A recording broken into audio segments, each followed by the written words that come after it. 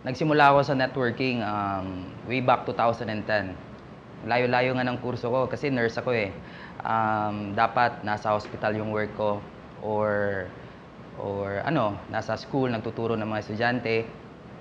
Kaya lang sa hirap ng buhay, wala akong choice kundi nag-call center ako for 3 years. Okay?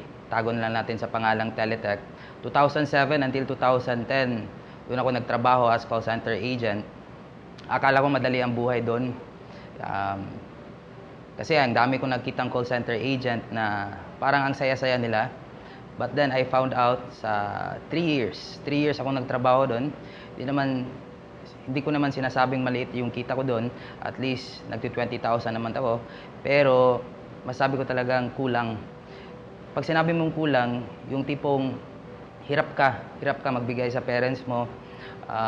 Ultimo pamasahe mo, iniisip mo pa kung kaya ba i-survive ang sweldo mo, ng buong sahod mo yung sa susunod na buwan. 2010 nagsimula ako. Doon talaga yung start ng journey ko as a network marketing distributor. At first, akala ko madali. Akala ko madaling yumaman. Kasi ang dami-daming tao kong nagkita na para ba yung kotse nila, mga dream cars. Okay? Ako nga, ultimo 3 years sa call center industry, maski bike wala akong nabili. Maski motor wala akong nabili. Okay? Naisip ko na kung nakaya nila, walang rason na isang Chong Fabro, hindi makakaya yung nagawa nila. Hindi ko makakalimutan yung araw na may isang tao, okay, pumunta sa opisina ko, sabi niya, Chong, lumabas ka muna, okay, usap tayo. May narinig akong bagong negosyo na pwede kang yumaman. Okay? At first, talagang excited ako. Kasi sino ba namang taong hindi gusto yumaman? Doon pala, nung nakita ko kung anong klaseng negosyo, talagang na-turn off ako. Biro mo naman, pinakitaan ako ng sabon, ng lotion, sa macho kong to, di ko kayang magbenta ng lotion at sabon. Pinalabas ako ng kuya ko doon. Kasi sabi niya, Chong, may narinig akong magandang negosyo na pwede nating gawin. At first, kasi kapatid ko naman, lumabas ako. I was very excited paglabas ko kasi nung pagkarinig ko ng word na pwede akong yumaman, gigil kasi ako eh. Sawang-sawa na ako sa buhay na kulang. May kasama siya. Pagpunta niya doon, may kasama siya. Okay, schoolmate namin dati nung high school pa kami. Nung nakita namin siya na medyo masenso na yung buhay niya, sabi ko sa sarili ko na ba't di ko i-try? Kasi kung itong sabon, ito yung paraan para makuha ko yung pangarap ko, ba't di ko susubukan? Kasi 3 years, masyadong matagal. 3 years akong, hindi naman sinasabing nagtiis, 3 years ako sa call center doing the job that I don't love. Sino mang gusto na paggabi gising ka, pag umaga tulog ka, kakasapin mo isang tao, Amerikano, na di mo kilala, sinisigawan ka para ma-please mo lang siya. So, nagsawa ko doon. Nagsawa ko. Parang sabi ko sa sarili ko na, Chong, di ka bagay dito. Chong, di ka bagay dito. So, dumating ang point, may nakilala ko. Okay, grabe, nung narinig ko yung background niya, from call center din siya dati, narinig ko background niya, supervisor lang dati, pero ngayon, nagmamaneho na siya ng isang mamahaling sasakyan. Sabi ko sa sarili ko, yan yung gusto kong buhay. Trinay ko siya, okay? Kasi nakita ko sa kanya na talagang parang masarap yung buhay niya. Dumating yung panahon na sweldo ko ngayon, 3 days after, ubus na. Dumating yung panahon na lumabas kami ng girlfriend ko. Kasi sweldo ko 3 days ago. Gutom siya noon. Of course, girlfriend naglalambing. Sabi niya, Bibi, kain naman tayo. Sabi ko, sige, kain tayo. Pumunta kami sa Jollibee. Hindi ko namalayan. Laman ng bulsa ko, 50 pesos lang. Chicken Joy nun, nasa 60 plus. Hiyang-hiya ako doon kasi ultimo Chicken Joy, di ko mabili ang girlfriend ko. Dumating din yung point na yung mama ko gustong mag-grocery kasi sabi niya wala na raw sabon, wala na raw pagkain. Humingi siya. Ito malupit. Hiningi niya sa akin 500 lang. Hiyang-hiya ako sa sarili ko noon kasi ultimo 500 di ko may bigay sa mama ko.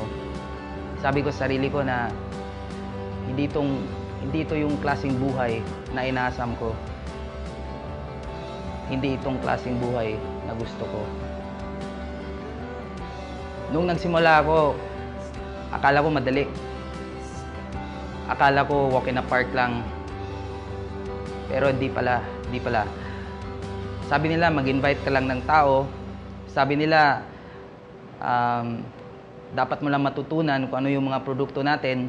Sabi nila, Chong, dito pwede kang kumita ng 450,000 every month. Yung first few months ko, imbita ako ng imbita. Ito malupit. Kung sino pa yung taong akala ko na magtitiwala sa akin, yun pa yung tinatawanan ako. Kung sino pa yung tao na akala kong sasama sa akin, yun pa yung rini-reject ako. Kung sino pa yung tao na hindi ko malapit, yun pa yung sumama sa akin. So, alam naman ng iba, pangatlong kumpanya ko na to.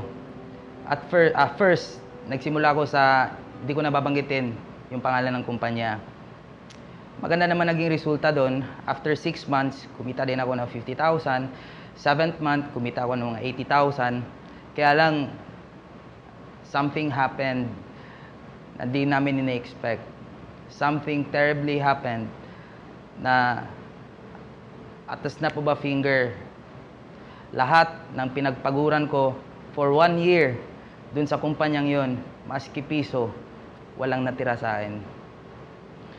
Dumating ang point na sabi ko sa sarili ko, Chong, stop na. Mahirap na. Dami nang tumatawa sa akin. Timo yung mga friends ko, di na ako nire-replyan. Dumating yung point na wala akong magawa sa bahay.